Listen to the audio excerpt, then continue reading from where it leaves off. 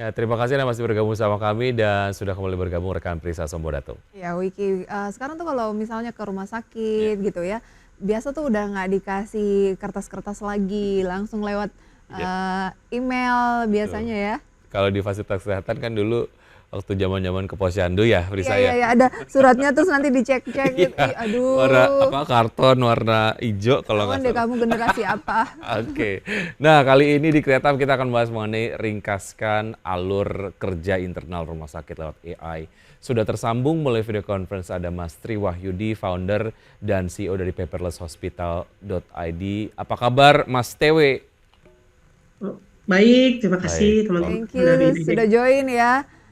Ya, Langsung saja kita bahas nih gimana sih melihat pentingnya digitalisasi dalam proses operasional terutama di rumah sakit. ya. Pertama digitalisasi ini keniscayaan. Artinya pemerintah melalui DTO Kemenkes juga sudah memberikan mandat kepada semua rumah sakit untuk melakukan digitalisasi, klinik juga digitalisasi supaya lebih efisien, lebih simple dan pastinya ujung-ujungnya supaya masyarakat itu Mbak merasakan pelayanan kesehatan yang lebih baik dan lebih efisien gitu. Oke, biar lebih cepat, biar lebih ringkes gitu ya. Oke, Yes. manfaatnya di luar itu apa lagi, Mas? Apakah misalnya dari apa namanya kan biasanya kalau kayak rumah sakit tumbuh kembangnya kan selain kemudian ada profitabilitas gitu ya dalam operasional mereka, ada juga dari investasi. Nah, kalau ngomongin investasi kan berbagai macam dokumentasi dan lain sebagainya itu kan harus rapi ya untuk melihat Betul. kepatuhan dan lain sebagainya gitu. Nah, Ya. apakah ini juga manfaat yang bisa didapatkan oleh rumah sakit kalau mereka mempraktekkan digitalisasi di operasional mereka? Ya, betul. Jadi kalau sebuah rumah sakit masih menerapkan sistem manual atau menggunakan kertas, tentu pengadaan kertas itu setiap tahun menjadi semakin mahal.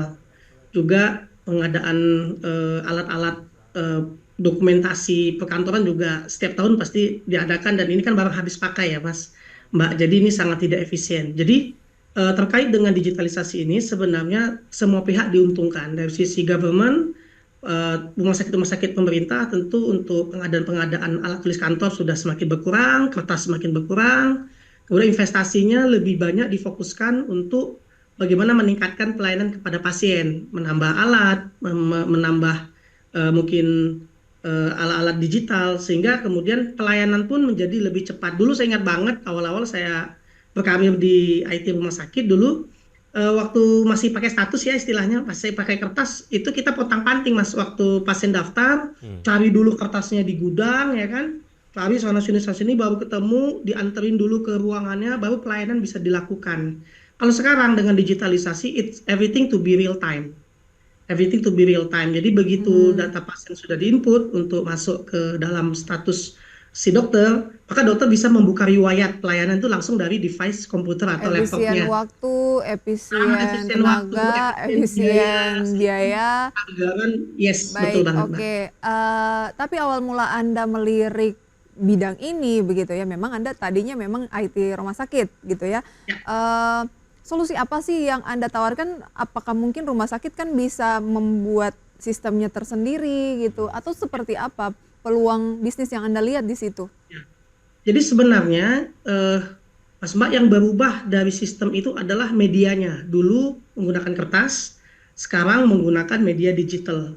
Tapi saya melihat ada satu masalah yang belum tersolusikan, di mana setiap pasien itu pengisian datanya itu sangat complicated, Mas Mbak.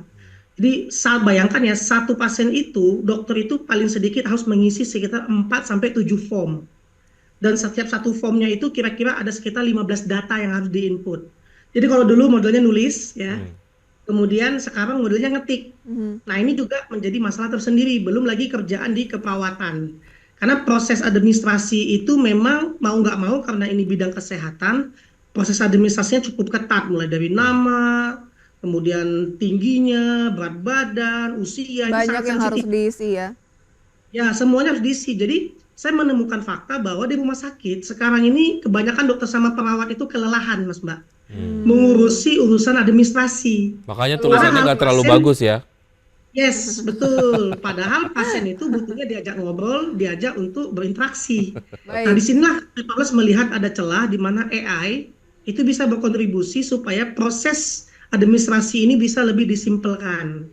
Nah, sehingga kemudian dokter sama perawat sebaiknya lebih fokus ngurusin pasien, Baik. ngobrol sama pasien daripada ngetik, nulis, dan Oke, seterusnya gitu. iya, karena memang waktunya terbatas, data yang harus diisi banyak, jadi kadang tulisannya cepat, kadang pasien juga nggak ngerti tulisannya apa gitu. Mungkin ini ada jadi salah satu solusi juga yang ditawarkan oleh Paperless Kayaknya Hospital. gara-gara itu juga kita suka ngantri ya di Iya. rumah sakit tuh agak lama karena Ya, ternyata betul, tuh betul.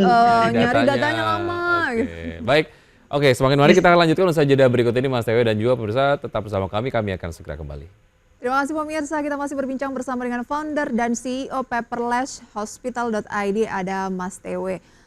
Mas Tewe, banyak rumah sakit yang dokter-dokternya itu dokter senior, pasiennya juga pasien-pasien yang usia indah gitu ya, yang lebih nyaman dengan kertas, biasanya mumet, katanya gaptek. Nah, solusi Anda pengembangan dari Paperless Hospital.id ini apa kira-kira untuk untuk memitigasi hal tersebut? Ya, supaya user friendly begitu ya. Ya. Betul sekali Mbak Mas. Jadi pertama kami mengembangkan AI Artificial Intelligence untuk mengubah obrolan dari dokter dan pasien itu menjadi teks, kemudian dianalisis oleh AI kita untuk memasukkan kata kunci penting di rekam medis elektronik. Jadi dokter itu sekarang cukup ngobrol aja sama pasien. Urusan administrasinya dikerjakan oleh AI.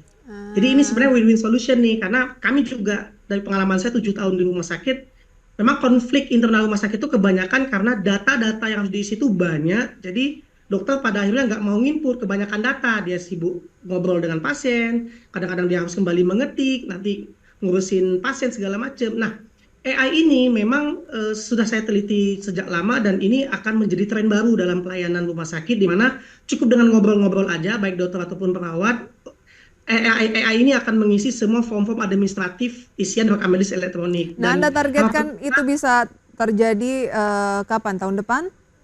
saat ini sudah digunakan sekitar 1.000 para tenaga medis, ada sekitar 300 dokter dari 14 klien kami di rumah sakit dan sekitar 27 klinik yang menggunakan teknologi AI dari Paperless Hospital.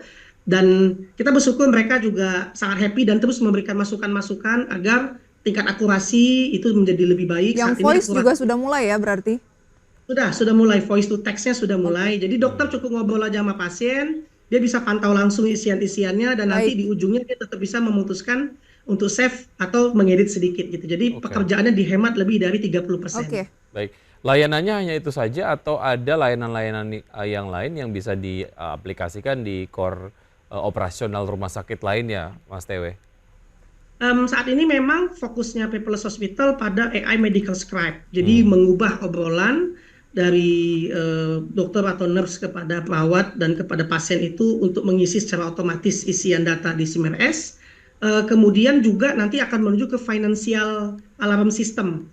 Jadi karena 95% rumah sakit di Indonesia ini pakai sistem BPJS, BPJS menggunakan namanya target grouper, Mas Mbak. Jadi berapapun pengeluaran RS, BPJS ngasih budgetnya segini. Baik. Sehingga mereka mesti efisien banget dalam urusan pengeluaran budgetnya. Sehingga gimana caranya menyeimbangkan pelayanan pasien tetap optimal, tapi budget rumah sakit juga jangan sampai boncos.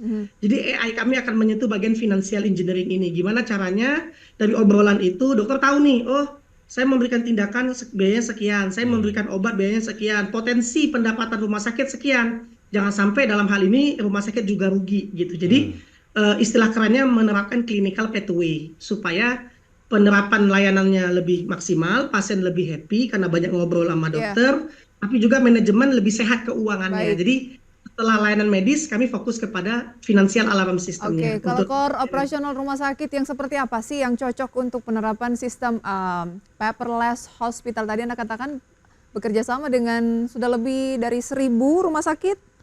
1.000 Atau dokter. tenaga medis? Oh, dokter, Ya. baik. Untuk rumah sakitnya ada 14 ya. Baik. Jadi rumah sakit di Indonesia sekarang ini, Mas Mbak, sudah dipaksa oleh Kementerian Kesehatan untuk menerapkan rekam medis elektronik.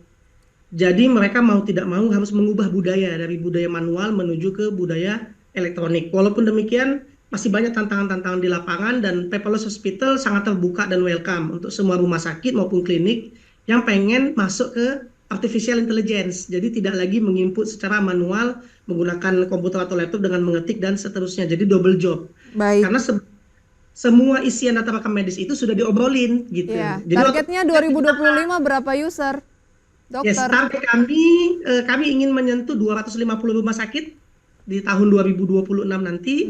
At least itu sekitar 20% dari rumah sakit di Indonesia yang sekitar ada 3.000. Kemudian kita juga kepengen concern untuk juga menggapai klinik dan dokter pribadi. Tentu Amin. dengan range harga yang lebih murah, karena kita kepengen begini, terutama di luar Pulau Jawa, Mas Mbak. Saya juga punya misi, jangan sampai layanan kesehatan yang bagusnya hanya tersentralistik, hanya di Pulau Jawa, tapi juga di seluruh Indonesia, layanan kesehatan harus bagus, harus menyenangkan hati pasien, bagi manajemen juga efisien, tapi bagi dokter mereka nggak kelelahan. Betul, Karena betul. banyak dokter di Setuju. Indonesia ini kecapean, ngurus Betul. pasien siang hari, malam hari masih ngurusin dokumentasi data rekam medis pasien, sehingga win-win solutionnya harus dengan menggunakan AI dan teknologi. Baik, gitu. Mas Tewe.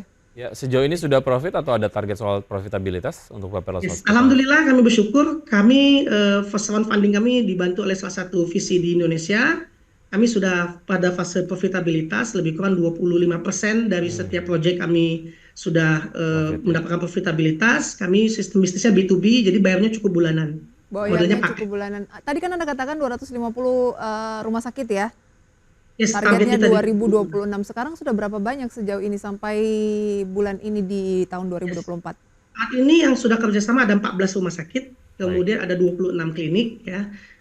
Lebih kurang ada sekitar 1.113 tenaga medis, sekitar yang sudah 300 dokter menggunakan. dan 700 perawat yang sudah menggunakan AI ini. Challenge-nya adalah edukasi, kemudian juga memperkenalkan teknologi ini sebagus mungkin, karena memang AI ini kan di luar negeri sudah menjadi hal yang rajin digunakan, tapi di Indonesia masih ada stigma bahwa AI ini nanti akan menghilangkan pekerjaan atau segala macam, menakutkan bagi sebagian pekerja medis. Padahal sesungguhnya dari segi implementasinya AI ini akan meringankan beban kerja mereka sehingga menjadi lebih simpel dan lebih cepat sehingga bisa fokus kepada pasien. Jadi Baik. PR-nya adalah sosialisasi dan komunikasi lebih intens pada pimpinan-pimpinan rumah sakit maupun klinik. Baik, semoga berbagai macam target yang dimiliki oleh paperlesshospital.id ini dapat tercapai dengan baik begitu ya. Mas Tewe, terima kasih sudah bergabung. Sukses untuk Anda, sehat selalu, sampai jumpa. Sampai jumpa. Terima kasih, bye-bye. Terima Baik, kasih. ya, thank you Mas Tewe. Kita akan lihat pergerakan dari IHSG sejauh ini di pukul 9:27 waktu Indonesia bagian Barat. Pemirsa, sejauh ini IHSG bergerak melemah ya, 0,11% di level 7.767,351. Ya, atau cenderung bergerak stagnan dengan pelemahan yang tidak terlalu signifikan ya. Dengan rupiah di 15.179 menguat tipis 0,11%. Berikut deretan saham-saham yang masuk dalam kategori top gainers based on value dan losers based on value. Saham-sahamnya pemirsa antara lain adalah sebagai berikut. Yang pertama ada saham Brand kembali menguat pasca kemarin melemah 3,53% ya, di posisi 6.825. PTBA 1,6% di 3.070. Bumi di posisi ketiga 2,42% di 121, dan beberapa saham lainnya. Sementara top losers ada BRPT yang turun 1,86, kami koreksi pemirsa ya. Yang di atas ini adalah losers, yang di bawah adalah gainers. BRPT menguat 1,86%, HMSP menguat 5,44%, PTRO menguat 3,21%, Gudang Garam juga menguat 5,12%, sementara losersnya adalah Brand, PTBA dan juga Bumi. Baik. Itu dia review singkat update dari perdagangan pemirsa sesi pertama sampai dengan pukul 9:30 waktu Indonesia Barat. Dan sudah 90 menit kami menemani Anda dalam Power Breakfast. Semoga pembahasan hari ini dapat menjadi referensi sumber informasi untuk Anda. Tetap berbarui informasi Anda hanya di IDX Channel, your trustworthy and comprehensive investment reference. Dan jangan lupa untuk menyaksikan program Market Review yang akan tayang pukul 10 waktu Indonesia bagian Barat. Ya, karena urusan masa depan harus terdepan, aku investor saham. Saya Prisa Sampodatu. Saya Ki Adrian, sampai jumpa.